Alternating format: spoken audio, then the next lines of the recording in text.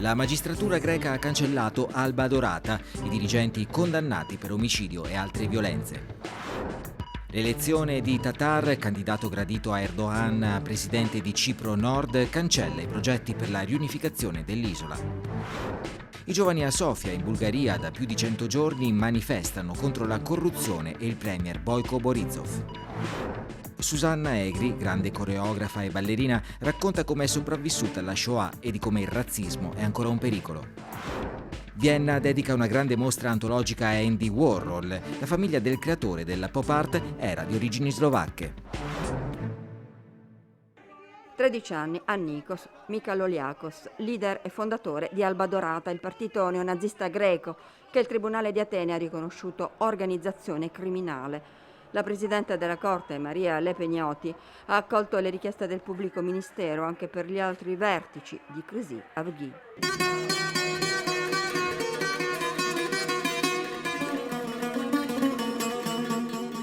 Ergastolo per il militante neonazista Georgos Rupakias, riconosciuto colpevole di aver pugnalato ed ucciso 7 anni fa il rapper antifascista Pavlos Fissas. Nonostante molti altri episodi di violenza nei confronti di migranti, rom, sindacalisti e esponenti di sinistra nei precedenti 20 anni, è stato quell'omicidio a dare il via al processo durato 5 anni e mezzo, con 69 imputati, 454 udienze, oltre 500 testimoni, centinaia di avvocati. Il più grande è un'Europa, commenta la stampa greca, verso un partito politico fascista dei tempi di Norimberga. Magda Fissa, la madre dell'artista, non ha perso una delle centinaia di udienze assieme all'accusa, giudicata la forza trainante del processo. Un processo lungo e complesso che ha coinvolto da vicino l'opinione pubblica.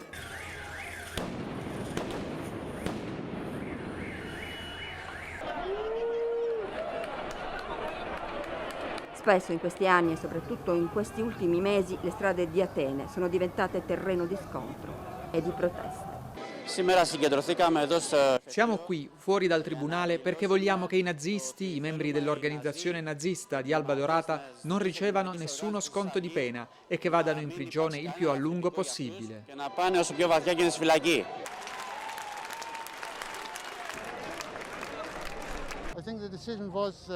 Credo che questo significhi la fine del fascismo in Grecia e che il fascismo non avrà più possibilità di rinascita. È un segnale anche per gli altri paesi. Nata negli anni '80, costituitasi in partito nel '93, cavalcando la questione macedone, Alba Dorata nel 2012 entra in Parlamento con 18 deputati. Nel pieno della protesta sociale per i tagli e l'austerità imposta ad Atene, dai piani d'aiuti concessi dalla Troica, fino a diventare il terzo partito. Nel 2019 però i nazionalisti euroscettici non riescono a superare la soglia di sbarramento del 3% e sono fuori. Η σημερινή απόφαση αποτελεί μια δικαίωση του πολύχρονου αγώνα. Ciò che il movimento antifascista sostiene da decenni nelle sue dichiarazioni è che Alba Dorata è una banda di criminali nazisti, cosa che è stata peraltro stabilita dalla Corte, e che tutte le azioni criminali provenivano dai loro leader. Chi parla è Kostas Papadakis. Tra gli avvocati dei 5 pescatori egiziani, uno rimase gravemente ferito, che 8 anni fa subirono un'aggressione squadrista, come accadde ancora prima al 27enne pakistano pugnalato a morte mentre andava al lavoro. La democrazia ha vinto oggi, sta a noi che vinca ogni giorno, ha commentato il primo ministro greco Kyriakos Mitsotakis alla notizia della schiacciante condanna di Alba Dorata. La Corte ha inflitto 13 anni anche a Ioannis Lagos, oggi europarlamentare, al vicepresidente del partito Christos Papas e all'ex portavoce Ilias Kasidiaris. Altri 50 imputati sono stati condannati a pene tra i 3 e i 5 anni per partecipazione all'organizzazione criminale, aggressione e possesso illegale di armi. Il Covid-19 sta flagellando tutta l'Europa orientale. In Repubblica Ceca, in una settimana, il numero delle infezioni è raddoppiato e ora sono più di 55.000. Nella vicina Slovenia, nell'ultima settimana, i contagi sono aumentati del 150%. Le autorità hanno dichiarato lo stato d'epidemia e il coprifuoco notturno. Nell'ultima settimana in Polonia si sono registrati 36.000 nuovi casi, in Ucraina 40.000, in Romania 25.000. Nell'Europa centro-orientale le nazioni con più decessi dall'inizio dell'epidemia sono la Romania con 5.872 morti, l'Ucraina con 5.673, la Polonia 3.573, la Moldova con 1.584, la Cechia con 1.422, l'Ungheria 1.173, la Bulgaria con 986 e la Bosnia-Erzegovina con 984 morti.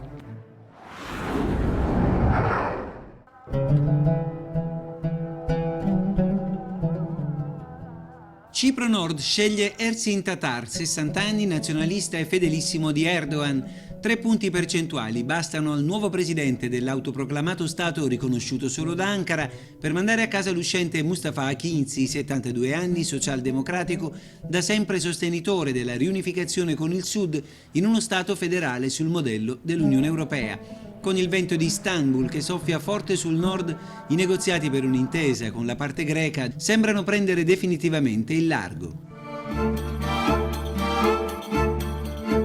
I primi segnali già in campagna elettorale, con l'amministrazione turco-cipriota che, in barba agli accordi di pace delle Nazioni Unite e tra le proteste dei greco-ciprioti, ha riaperto al pubblico dopo 46 anni l'area turistica di Varosha, abbandonata dal 1974, dopo la fuga della popolazione greco-cipriota e la divisione in 2 parti dell'isola a seguito dell'intervento militare di Ankara in risposta al tentativo di golpe filo-greco. Cipro Nord somiglia sempre di più alla Turchia, con case e strade che in tutti questi anni hanno cambiato proprietari e nomi e moschee che spuntano come funghi. La Repubblica di Cipro, Stato membro dell'Unione Europea, sente il fiato sul collo. Un vero problema in questo periodo. La Turchia è in conflitto con la Grecia e con tutti i vicini del Mediterraneo per la questione delle aree marine. Non credo arriveremo a una soluzione, almeno finché c'è Erdogan.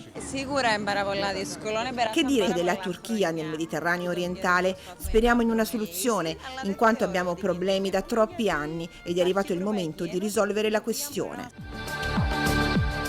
A nord 300.000 turco-ciprioti, a sud 800.000 greco-ciprioti.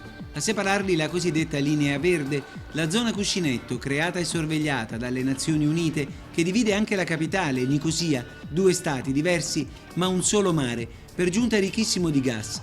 La Turchia rivendica pari dignità nello sfruttamento dei giacimenti energetici e dopo aver schierato le sue navi militari di fronte alla Grecia, continua ad esplorare in lungo e in largo il mare di Cipro, forte delle autorizzazioni concesse dallo Stato figlio, oggi ancora più vicino dopo la vittoria di Tatar. Femi Gurdalli, direttore della sede cipriota dell'agenzia Turkish News, prova a spiegare la situazione. In terms of the natural resources, dal punto di vista delle risorse nazionali, molti turco-ciprioti pensano che Erdogan abbia ragione. Non ci sono giustificazioni sul fatto che alla Turchia sia stata assegnata una porzione minima di mare. Sono in tanti qui a pensarla in questo modo, non solo in Turchia. I turco-ciprioti hanno individuato alcune soluzioni, ma dall'altra parte le hanno sempre rigettate.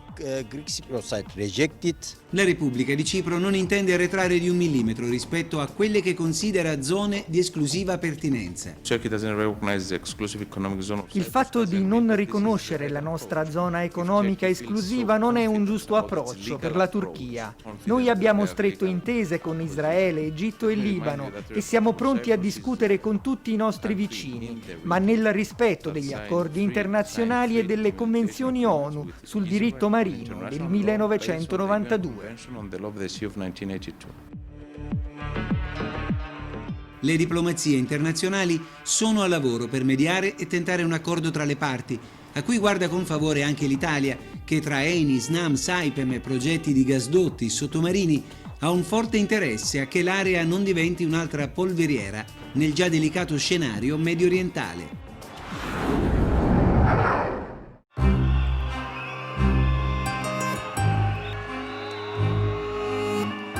In Bulgaria, nella capitale Sofia, oramai da più di 100 giorni migliaia di giovani protestano contro il governo del conservatore Boyko Borisov.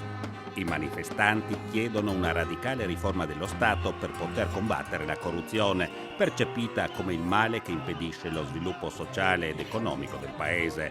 A innescare le proteste all'inizio dell'estate è stato però un episodio piuttosto bizzarro, ma per i bulgari profondamente simbolico. La protesta in Bulgaria è nata dopo l'azione teatrale di uno dei leader dell'opposizione, Hristo Ivanov, che è sbarcato su una spiaggia pubblica di cui però fondamentalmente si è appropriato uno degli oligarchi chiave nel sistema di potere in Bulgaria, un'azione che ha riportato alla luce tutta una serie di questioni irrisolte che vanno dalla corruzione endemica alla mancanza di Stato di diritto e che ha spinto migliaia di cittadini, ormai da più di 3 mesi, sono più di 100 giorni, a scendere in piazza e a chiedere di fatto un modello di sviluppo diverso per il paese. L'oligarca che ha usurpato la spiaggia pubblica è Ahmed Dogan, leader informale del partito della minoranza turca che da anni puntella il potere dei conservatori di Borisov, ma che è stato in passato al governo anche con i socialisti. Hristo Ivanov, il protagonista della protesta sulla spiaggia tra il 2014 e il 2015, è stato ministro della giustizia in uno dei governi Borisov, ma si dimise perché il premier osteggiava le sue proposte di riforma della giustizia. Gli obiettivi della protesta sono eminentemente politici. Il primo e più importante sono le dimissioni dell'attuale premier di centrodestra Boyko Borisov, che da circa un decennio domina la scena politica in Bulgaria, ma anche, questo è fondamentale, le dimissioni del procuratore capo Ivan Geshev, proprio perché chi protesta pensa che lo Stato di diritto oggi in Bulgaria manchi e la magistratura non faccia il proprio dovere. Per il momento però Borisov sembra intenzionato a resistere e punta ad arrivare alle elezioni politiche regolari che dovrebbero svolgersi nella prossima primavera. Nei primi giorni di settembre ci sono stati degli scontri tra la polizia e i manifestanti. A scatenare le violenze sono stati gruppi di tifosi del Levski e dello CSKA. Gli organizzatori delle manifestazioni però sospettano che gli ultras siano stati manovrati dal governo per offrire a Borisov la possibilità di reprimere con i manganelli il dissenso.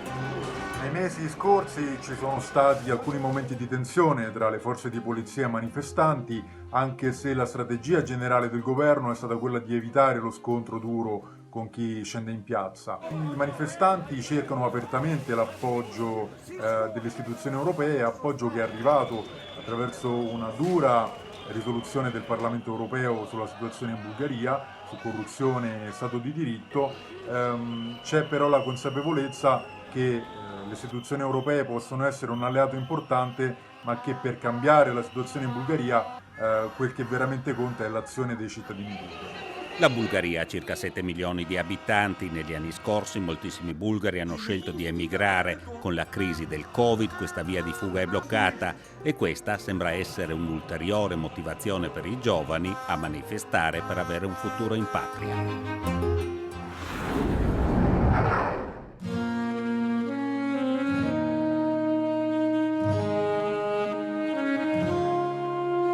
Figlia mia carissima, non credere che anche spiritualmente siamo in progresso.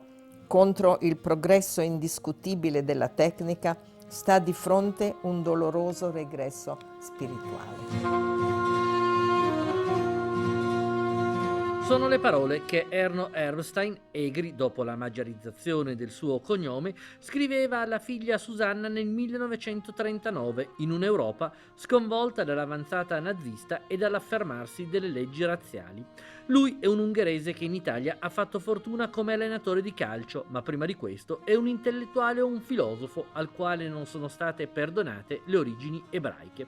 Ha dovuto abbandonare la panchina della Lucchese del Torino, così come Susanna ha dovuto lasciare i suoi compagni di scuola. Io avevo 12 anni e mezzo allora, ma come può accettare una cosa simile? Cioè ti crolla tutto il mondo. Una cacciata che dà il via a una peregrinazione tra Italia, Olanda e Ungheria per scampare alla persecuzione che si concluderà solo nel 1945 con l'ingresso dell'Armata Rossa a Budapest. Poi il ritorno a Torino, la panchina di quella squadra, simbolo del riscatto dell'Italia, e infine quel tragico pomeriggio del 4 maggio 1949 con lo schianto sulla collina di Superga. Stavo andando a Parigi perché mi avevano invitato per una proposta di lavoro nella danza e sentii, poco prima che partisse il treno, 2 signore nel corridoio parlavano e una disse all'altra: ma hai sentito?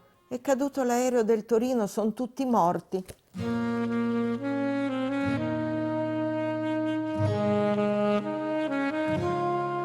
Susanna Egri è una donna che di vite ne ha vissute molte. Prima figlia della mente del grande Torino, poi grande ballerina e coreografa, un'anima divisa tra l'Italia e l'Ungheria. Già da piccolissima ero molto infastidita quando gli adulti mi dicevano ma tu, quando eravamo in Italia, no? Ma tu ti senti più italiana o più ungherese? Qual è la tua patria, l'Ungheria o l'Italia?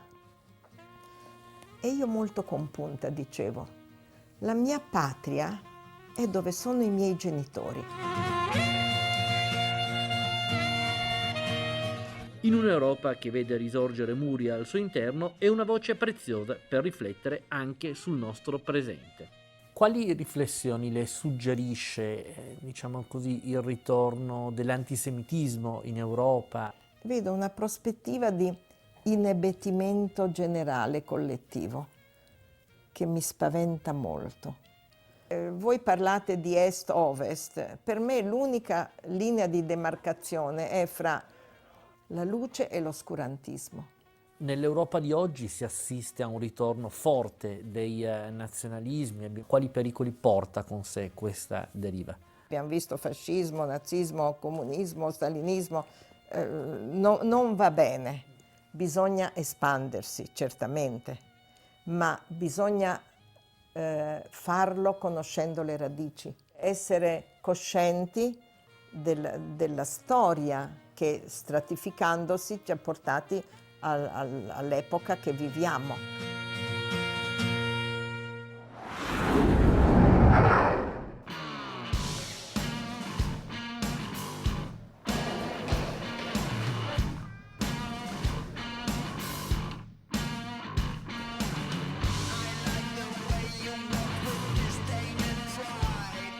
Una scintillante alternativa a Glittering Alternative, così Andy Warhol nel 1975 parlava delle drag queen del suo studio e atelier newyorkese, la Factory. Una definizione ripresa dal MUMOC per far conoscere un altro Warhol, quello degli anni 50, prima della celebrità, e poi il Warhol curatore, il componente di un ribollire artistico che si muoveva oltre i confini della pop art. I 4 piani dell'esposizione viennese, visitabile fino a gennaio, si aprono con i disegni datati 1952. Warhol ha poco più di 20 anni e dopo il trasferimento a New York ha cominciato a fare il designer e già si vedono gli elementi su cui lavorerà una volta staccatosi dai margini del foglio: la serialità, la sperimentazione di tecniche e materiali, il tema dell'omosessualità. Opere delicatissime, raramente esposte in pubblico, anche perché fu lo stesso Warhol, pochi anni più tardi, a nasconderle.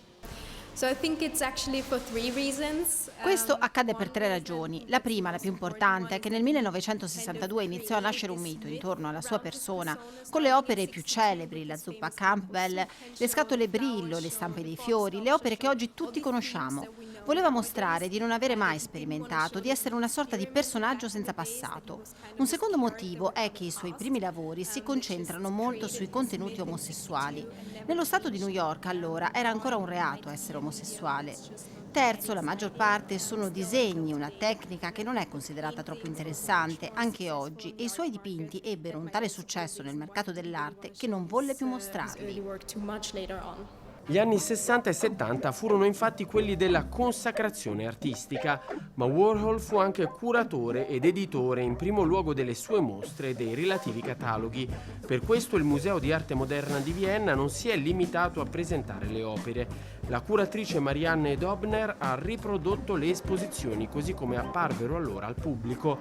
C'è ad esempio la famosa Personale del 66 nella galleria di Leo Castelli a Manhattan, in cui Warhol affiancò la carta da parati con le mucche e l'installazione Silver Clouds, spazio e bidimensionalità, colore e monocromaticità, interazione e staticità, e poi i film, e qui la riflessione è tutta sul tempo, sulla sottolineatura del singolo gesto, il bacio, il sonno nella totale assenza di contesto narrativo, o la mostra del 1983 di dipinti giocattolo volutamente appesi all'altezza di un bambino di 5 anni. Un'altra sezione della mostra si chiama Misfitting Together, traducibile come inadatti a stare insieme. Una a fianco all'altra vediamo opere di movimenti diversi. Oggi siamo abituati a pensare che i movimenti arrivino uno dopo l'altro. Prima c'è stata la pop art, poi il minimalismo e dopo l'arte concettuale, ma nella realtà furono contemporanei. Gli artisti si conoscevano, lavoravano insieme e si influenzavano a vicenda, e lo si vede qui perché i temi sono gli stessi. Il filo rosso è la serialità, un elemento importante per Warhol e per molti altri artisti europei e statunitensi. Qui vediamo bene che la serialità è un metodo, non uno stile. Un metodo che permetteva di ragionare sulla società di allora, la pubblicità, l'industrializzazione, il consumismo, la riproducibilità, tutto ciò che le opere di Andy Warhol ci hanno insegnato a vedere.